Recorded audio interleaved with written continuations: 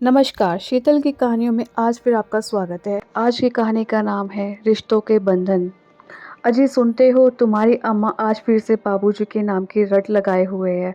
पूछ रही है बाबूजी क्यों नहीं आए अब तक। उनकी दवाई का समय हो गया है। घनश्याम की पत्नी आशा चिल्लाते हुए बोली, आशा तुम क्यों परेशान हो रही हो? तुम्हें पता तो है माँ को भूलने की बीमारी है, फिर क्यों सारा दिन चीखती चिल्लाती रहती हो? फिर मेरे सिर क्यों मत दिया है इस मुसीबत को? मैं अपने बच्चे को देखूं या तुम्हारी अम्मा को?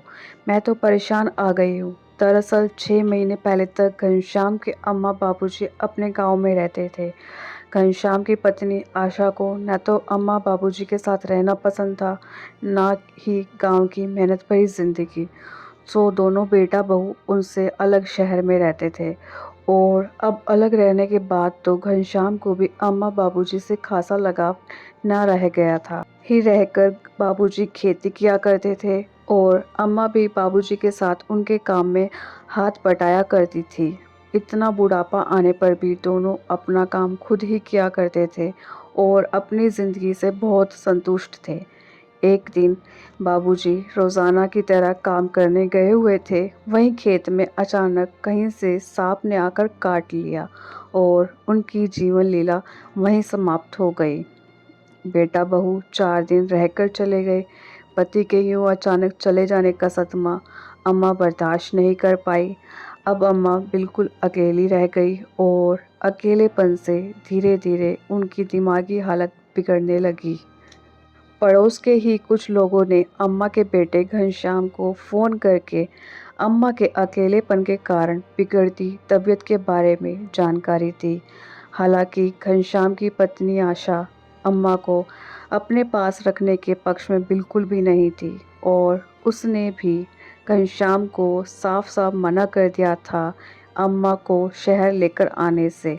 लेकिन जात बिरादरी और रिश्तेदार क्या सोचेंगे, इस बात का हवाला देते हुए घनश्याम ने अपनी पत्नी को मना लिया और गांव जाकर अपनी अम्मा को शहर ले आया। अम्मा के दिमाग की कमजोरी को समझते हुए एक दिन घनश्याम अम्मा को शहर के डॉक्टर के पास ले गया। डॉक्टर ने बताया कि यह एक दिमागी बीमारी है जो किसी को भी हो सकती है। एक बात ध्यान से सुनो, तुम्हें इनका बहुत ध्यान रखना है। इन्हें अकेले बाहर निकलने मत दिया करो और अकेले पार्क तक भी नहीं जाने देना। और अगर ये कभी भी बाहर जाएं तो घर का एक ना एक सदस्य इनके साथ होना चाहिए।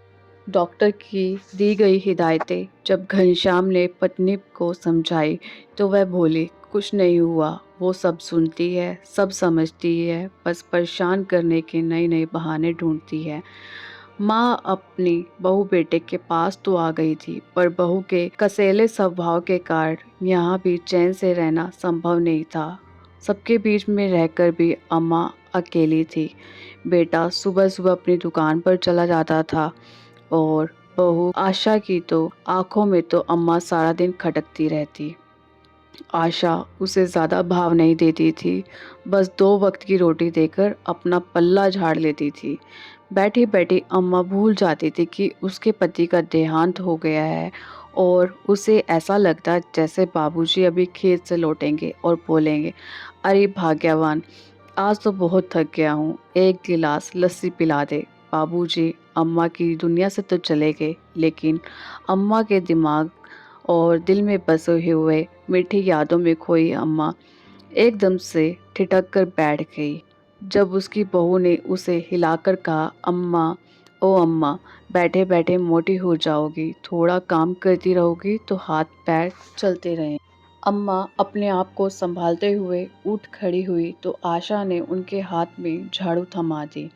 अम्मा घर के आंगन में झाड़ू देने लगी। इतने में घनश्याम तैयार होकर दुकान पर ही जा रहा था कि अम्मा को झाड़ू देते हुए देखकर बोला, आशा, तुम्हें पता है ना अम्मा की हालत का, अगर उन्हें कुछ हो गया तो लेने के देने पड़ जाएंगे, कब समझोगी तुम? अरे क्या हुआ है अम्मा को? अच्छी भली तो है, सब काम कर सकती है, बिना मतलब बीमारी का नाटक किए बैठी है। थोड़ा बहुत घर का काम कर लेगी तो घिस नहीं जाएगी तुम्हारी अम्मा। तुम दुकान जाओ।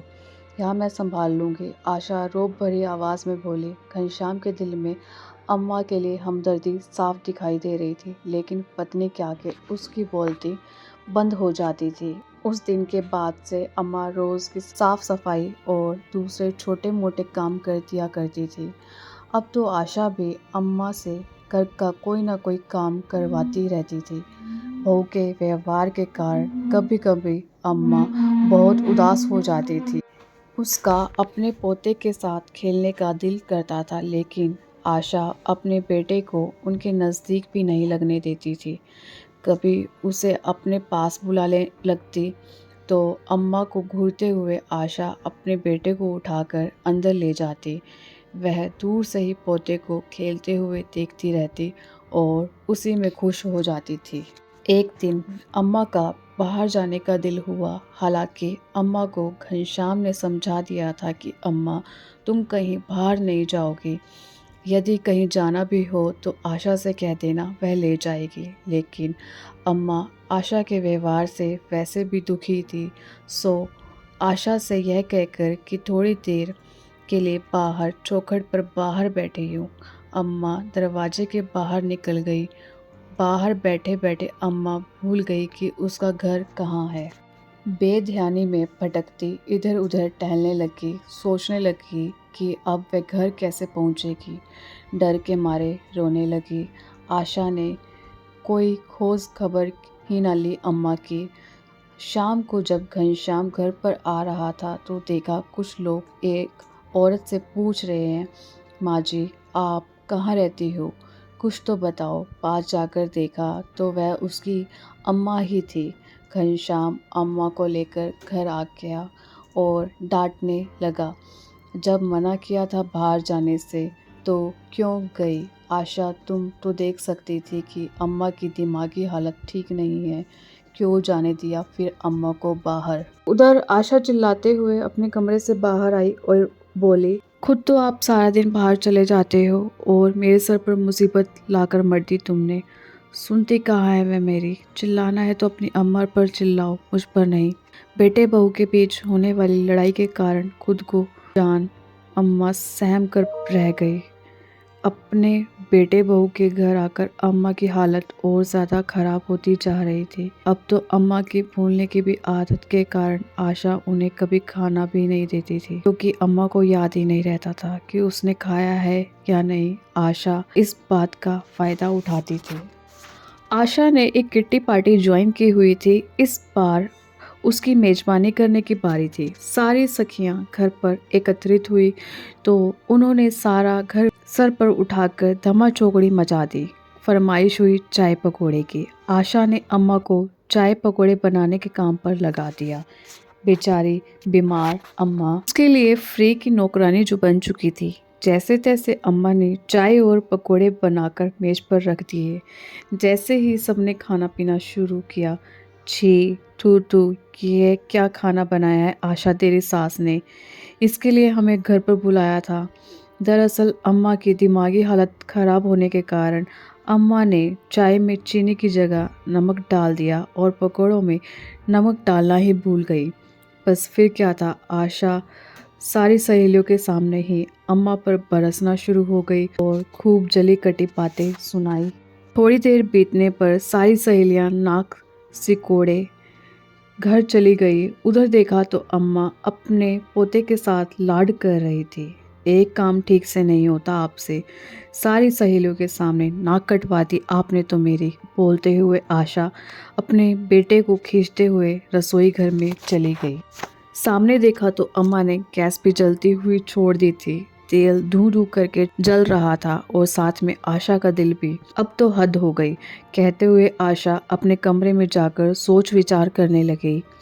अगले दिन सुबह जब घनश्याम अपनी दुकान पर चला गया तो आशा अम्मा के पास आई और बोली, अम्मा चलो आज आपको मंदिर दिखाने लेकर चलती हूँ।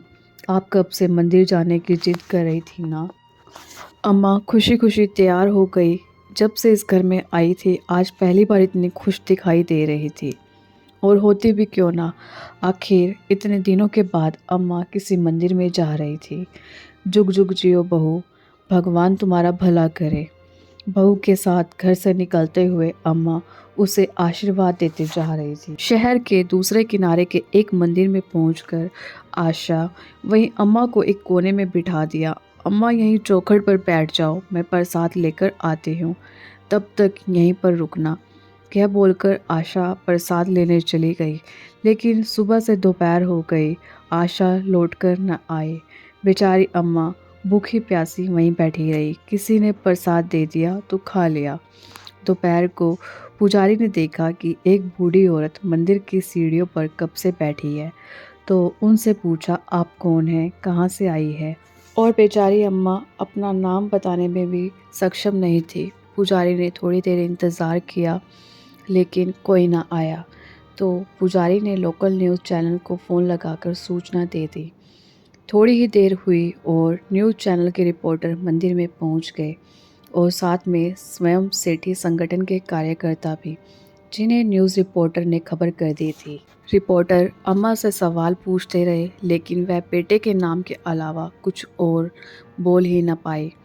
उन्होंने अम्मा की वीडियो बनाकर चैनल पर शेयर कर दी और अम्मा से पूछताछ में जो थोड़ी बहुत जानकारी मिली वह भी अपने न्यूज़ चैनल पर डाल दी। शाम को घनश्याम जब दुकान से वापस घर आया तो हैरान होते हुए बोला, अम्मा क्यों नहीं दिखाई दे रही, कहाँ गई है? अकेले तो वो कहीं जाने से रहे, मुझे क्या पता कहाँ गई है तुम्हारी अम्मा, बिना बताए कहीं भी चली जाती है। मैं तो तंग आ गई हूँ उनकी इस भूलने की बीमारी से। अच्छा ही हुआ जो चली गई, आशा नज़रें चुराते हुए बोली। यह तुम क्या कह रही हो? तुम्हें ज़रा सा भी तरस नहीं आता मेरी बीमार बूढ़ी अम्मा पर? पता नहीं कहाँ होगी, किस हाल में होगी। हे भगवान, अब मैं क्या करूँ? घनश्याम अम्मा की चिंता में डूबा जा रहा था।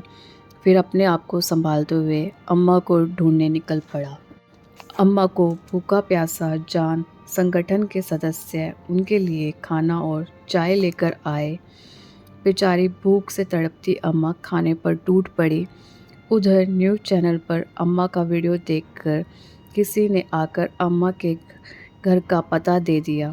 अम्मा को लेकर न्यूज़ रिपोर्टर और स्वयं सेठी संगठन के लोग दिए हुए पते पर पहुंचे तो देखा घर में एक बच्चा ज़ोर ज़ोर से रो रहा था। उसकी माँ उसे तरह तरह की चीज़ें देकर बहलाने की कोशिश कर रही थी, लेकिन इसके बावजूद भी वह चुप नहीं हो रहा था। लेकिन जैसे ही दादी को देखा, अम्मा अम्मा चिल्लाता हुआ उसकी ओर दौड़ा। अम्मा ने बड़े प्यार से उसे अपनी गोदी में ले लिया और उसे दुलार करने लगी। बच्चा तुरंत चुप हो गया, लेकिन अम्मा को देखकर आशा हैरत में पड़ गई। आशा उसे नफ़रत से घूरती जा रही थी। आशा को यकीन था कि अपनी भूलने की बीमारी के चलते अम्मा की घर में वापसी नहीं हो पाएगी। अम्मा को देखते ही जैसे उसके सारे अरमानों पर पानी फिर गया। घर पर आए रिपोर्टर और संगठन के सदस्यों ने आशा से घनश्याम का मोबाइल नंबर लिया और उसे फ़ोन करते हुए तुरंत घर पहुंचने के लिए कहा। थोड़ी ही देर में घनश्याम हैरान परेशान सा होता हुआ घर पर पहुंच गया। आकर अम्मा को सही सलामत देखा तो जान में जान आई। घर में रिपोर्टर आए हुए थे और आशा से पूछताछ कर रहे थे। उन्होंने सारा मसला घनश्याम को बताया। थोड़ी ही देर में पुलिस भी वहां पहुंच गई। पूछताछ में आशा ने भी स्वीकार किया कि गांव वाला मकान अपने नाम करवाने के बाद वो ही अम्मा से छुटकारा पाने के लिए उसे मंदिर में छोड़कर आई थी। घनश्याम को तो जैसे अपने कानों पर विश्वास ही नहीं हुआ। उसे लगा जैसे उसके सिर पर आसमान टूट पड़ा हो। उसने यह सब सुनते ही आशा को एक ज़ोरदार थप्पड़ मारा। तुम्हारी इतनी हिम्मत? आशा चिल्लाई। हिम्मत तो तुमने अभी देखी ही कहाँ है। दूसरा थप्पड़ मारते हुए घनश्याम बोला, तुम्हारे कारण मैं इतने साल अपने अम्मा बाबूजी से अलग रहा। अब जब अम्मा बीमार है तुम्हें तब भी उन पर तरस नहीं आया। उनका ध्यान रखने के बजाय तुमने उनकी हालत और ज़्यादा ख़राब कर दी। कोई लड़ाई झगड़ा ना हो यह सोचकर मैं चुप रहा, लेकिन आज तो हद हो गई। तूने एक बार भी यह नहीं सोचा कि मेरी बेचारी अम्मा की क्या हालत होगी। मुझे माफ़ कर दो अम्मा, मैं तुम्हारा गुनहगार हूँ। यदि मैंने शुरू से ही आशा की मनमानी पर लगाम कसी होती और अपनी बात कठोर तरीके से कह दी होती कि मैं अपने माँ बाप के साथ ही रहूँगा, तो आज तुम्हें यह दिन ना देखना पड़ता। कहते हुए घनश्याम की आंखों से अश्रुधारा बहने लगी। आज मैं आप लोगों को एक मौका दे रहा हूँ। इसके बाद भी यदि तुमने अपनी माँ के ख्याल में थोड़ी सी भी लापरवाही बरती तो तुम्हें कानूनी कार्रवाई से कोई नहीं बचा सकता। इंस्पेक्टर ने घनश्याम और आशा दोनों को जोरदार फटकार लगाते हुए कहा। घनश्याम इंस्पेक्टर के सामने हाथ जोड़कर खड़ा हो गया और बोला, मैं बहुत शर्मिंदा हूँ इंस्पेक्टर साहब। आगे से मैं आपको कोई शिकायत का मौका नहीं दूंगा। ठीक है, लेकिन आप अपनी माँ जी का ख्याल ठीक ढंग से रख रहे हैं या नहीं, यह सुनिश्चित करने की जिम्मेदारी मैं स्वयं सेठी संगठन को दे रहा हूँ, जो हर 2-3 दिन के बाद आपकी माँ जी का हाल जानने आया करेंगे। यह कहकर इंस्पेक्टर साहब चले जाते हैं। संगठन के सदस्य जब जाने लगे तो जाते जाते थोड़ा रुक कर आशा से बोले, माँ जी की भूलने की बीमारी चाहे लाख बुरी हो, लेकिन देखा जाए तो उसमें एक बहुत बड़ी अच्छाई भी है। वो ये कि उन्हें तुम्हारे बुरे कर्म कभी याद नहीं रहेंगे। सब सुनकर आशा तो जैसे ज़मीन में गड़ गई। आशा ने नज़रें उठाकर अम्मा की तरफ देखा तो अम्मा अपनी गोद में बच्चे को उठाए उसे कप से दूध पिला रही थी। आज आशा को अपने किए पर पछतावा हो रहा था। भरी आंखों से वो माँ जी के पैर छूकर माँ जी के सामने हाथ जोड़कर खड़ी हो गई। अम्मा ने बहू की आंखों में पछतावे के आंसू देख उसे चुप कराया और गले से लगा लिया। आशा ने मन ही मन एक अच्छी बहू, अच्छी पत्नी और अच्छी माँ बनने का प्रण ले लिया। दोस्तों, ये कैसा बंधन है माँ बाप का बच्चों के साथ, जब बलिदान और त्याग का यह सिला मिलता है माँ बाप को। वे अपनी खुशियों का त्याग करके अपनी ख्वाहिशें भूल कर अपना सर्वस्व अपने बच्चों पर न्यौछावर कर देते हैं, पर बड़े होते ही बच्चों को इनका प्यार अपने पैरों में बंधी बेड़ियों के समान लगता है। सच तो यह है कि हमारे माता पिता ईश्वर द्वारा हमें दिए गए बेशकीमती उपहारों में से एक होते हैं, जिनका हम पर कर्ज इतना बड़ा है कि हम चाहकर भी उस कर्ज से मुक्त नहीं हो सकते। आप सबको कहानी कैसी लगी कमेंट बॉक्स में ज़रूर बताएं और आप ये कहानी कहाँ से सुन रहे हैं कमेंट बॉक्स में ज़रूर मेंशन कीजिए और चैनल को सब्सक्राइब ज़रूर करें। धन्यवाद।